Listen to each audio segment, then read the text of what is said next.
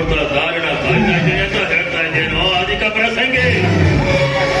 ಯಾರ್ಯಾರು ದಳಪತಿ ಧನಂಜಯ ದಳಪತಿ ಬಂಗಾರ ತಟ್ಟೆಯಲ್ಲಿ ಊಟ ಮಾಡಿ ಬನ್ನೈದು ಕಲಿತರೆ ನನ್ನ ಮುಂದೆ ಅವಿವೇಕಿತರ ವರ್ತನೆ ಮಾಡಿದ್ದೆ. ಆದ್ರೆ ಮಗನ ಮಣ್ಣಲ್ಲಿ ಮುಚ್ಚಿಸ್ಬಿಟ್ಟೇನು. Be careful. ಯಾಕೋ ದಣಿಗಳು ಕುಟುಂಬ ತಾಳ್ಮೆ ಕಾಣುತ್ತೆ. ನಮ್ಮ ಮುಖದ ಭಾವನೆ ಮತ್ತೊಬ್ಬರಿಗೆ ಅದು ಕನ್ನಡಿಯಿಂದ ಹಾಗೆ. ನನ್ನ ಮುಖದಲ್ಲಿ ಬಂದಿರೋ ಕೋಪನ ನೋಡಿ,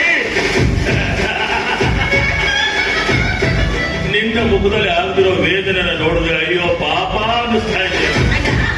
ದೊಡ್ಡವರ ಹೃದಯದ ಅಂತರಾಳ ಸಣ್ಣವರು ತಿಳಿದುಕೊಳ್ಳಬೇಕಾದ್ರೆ ಅದಕ್ಕೆ ಅವರು ದೊಡ್ಡ ಯಾವನೇ ಮಾಡಬೇಕಾಗುತ್ತೆ. ನಿನ್ನ ಭಾವನೆಯನ್ನು ನನ್ನ ಜ್ಞಾನ ಕಣ್ಣಲ್ಲಿ ನೋಡಿದಾಗ ಇದುವರೆಗೂ ನೀನು ಬೆಳೆದು ಬಂದ ಬ್ರಿಟಿಷ್ ಪದ್ಧತಿಯಂತೆ ಹೊರದಾಡುವ ಭೇದ ನೀತಿ ಅನ್ನೋದು ಅವನಿಗೆ ಯಾವನ್ನ ಗೊತ್ತಾಗ್ಬೇಕು. ಈ ಹೊಡಿದು ಬಡಿದು ನಮಗ್ ಗೊತ್ತಾಗೋಲ್ರಿ. ಯಾವ್ದಾರ ಗುಡಿ ಹೇಳ್ರಿ ಪೂಜೆ ಮಾಡ್ಕೊಂತ ಗಟ್ಟಿ ಬಾರಿಸ್ಕೊಂತ ಕುಂತ ಬಿಡ್ತೀವಿ. ಅಂದ್ರೆ ನಾನೇ ಮತ್ತೊಬ್ಬರನ್ನ ಪರೀಕ್ಷೆ ಮಾಡ್ತೇನೆ ಅದರಲ್ಲಿ ನೀನು ನನ್ನನ್ನು ಪರೀಕ್ಷೆ ಮಾಡ್ತೀರೋ? I don't like it. ಅಂದ್ರೆ ಅಂದ್ರೆ ದೊಡ್ಡ ಮಾಂಸ ತಿಂದು ಪಂಜರದಲ್ಲಿ ನಿಂತು ರಿಂಗ್ ಮಾಸ್ಟರ್ ಕೊಡಿಸಿದಂತೆ ಕುಣಿಯುವ ಸರ್ಕಸ್ಸಿನ ಹುಲಿಯಲ್ಲ ನಮ್ಮಣ್ಣ. ಬೇಕೆನಿಸಿದ್ದನ್ನ ಭೇಟಿಯಾಡುವ ಹೆಪ್ಪುಲಿ.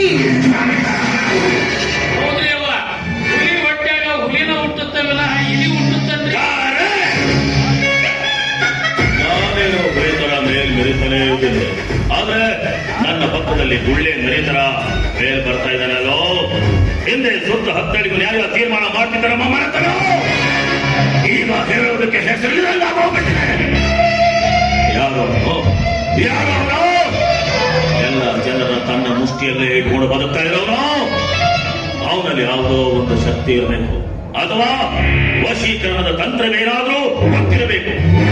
ನೀವ್ ಯಾರ ಸುದ್ದಿ ಹೇಳಕತ್ತೀರಿ ತಿಳಿಬಂದ್ರಿ ನನ್ನ ಮಗನೇ ತಿಂದು ಮೈ ಬೆಳೆಸ್ಕೊಂಡಿದ್ದ ಬರ್ತಾ ಇದ್ದೀನಿ. ಬುದ್ಧಿ ಬರ್ಲಿಲ್ವಲ್ಲೋ ನಿನಗೆ? ಹೌದ್ರಿ ಅಪ್ಪ. ಏನಂದ್ರೆ ಅದೇ ಕಣ ರಾಜ ನರಸಿಂಹ ಸುತ್ತ ಹತ್ತಳ್ಳಿಗೂ ಬೇಕಾಗಿಲ್ಲನಂತೆ. ಏನು ಅವರೇ ತೀರ್ಮಾನ ಮಾಡ್ತಾನಂತರು. ಅವ್ರ ಸುದ್ದಿ ಏನ್ ಹೇಳ್ತೀರಿ ಬಿಡ್ರಿ. ನಿಮ್ಮ ತಂದೆಯವರಿದ್ದಾಗ ಅವರ ನ್ಯಾಯ ತೀರ್ಮಾನ ಮಾಡ್ತಿದ್ರು. ನಿಮ್ಮ ತಂದೆಯವರು ಸತ್ತ ಮ್ಯಾಗ ನಿಮ್ಮ ತಂಗಿನ ಕರ್ಕೊಂಡು ಹೋದಾಕಂತ ಫಾರೆನ್ ಹೋದ್ರಿ. ಹಿಂಗಾಗಿ ನಡೆದ್ರಿ ಅವನ ಆಟ. ಕೆಲಸ ಅವರಿಗೆ ಕೊಟ್ಟಿರೋ ವಚನ ಮನಸ್ಸಲ್ಲಿ ಇಟ್ಕೊಂಡಿರೋ ಗುರಿ ಇವೆರಡನ್ನು ನಂಜುಂಡ ತರ ಇಟ್ಕೊಂಡು ಹುಡುಕ್ತಾ ಇದ್ದೀನಿ. ನಮ್ಮವ್ವ ಸಾಯೋ ಮುಂದೆ ಈ ಗಂಡ ಬೇರುಂಡ ಮಾಲೆನ ನನ್ನ ಕೊರಳಿಗೆ ಹಾಕಿ ಏನಂತ ಹೇಳಿ ಸತ್ತು ಮತ್ತ ಮಗ ಅಣ್ಣ ನೋ ನೋ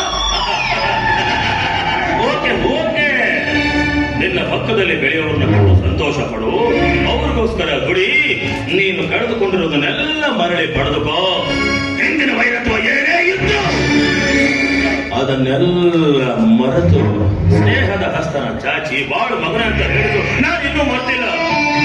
ಆದ್ರೆ ಈ ಊರಿಗೆ ಬಂದಾಗಲಿಂದ ಅವರನ್ನ ನೋಡ್ಬೇಕು ಅಂತ ನನ್ನ ಮನಸ್ಸು ಕೆರಳಿಸ್ತಾನೆ ಇದೆ. ಪ್ರಸಂಗ ಬಿತ್ತು ಅಂತ ಅಂದ್ರೆ ಅವ್ರ ಜೊತೆಯಲ್ಲಿ ಸಂಬಂಧನ ಬೆಳೆಸುವಂತ ನನ್ನ ಮನಸ್ಸು ಹೇಳ್ತಾ ಇದೆ. ಶಾಸ್ತ್ರಿ ಇಂಥ ಹೊತ್ತಾಗ ಆ ಊರ್ ಕಡೆ ಯಾಕೆ ನೆನಪಾಗ್ತೀನಿ? ಆ ರಾಜ ನರಸಿಂಹನಿಗೆ ಮದುವೆ ವಯಸ್ಸಿಗೆ ಬಂದಿರೋ ತಂಗಿ ಇರೋದು ನಿಜ ತಾನೇ?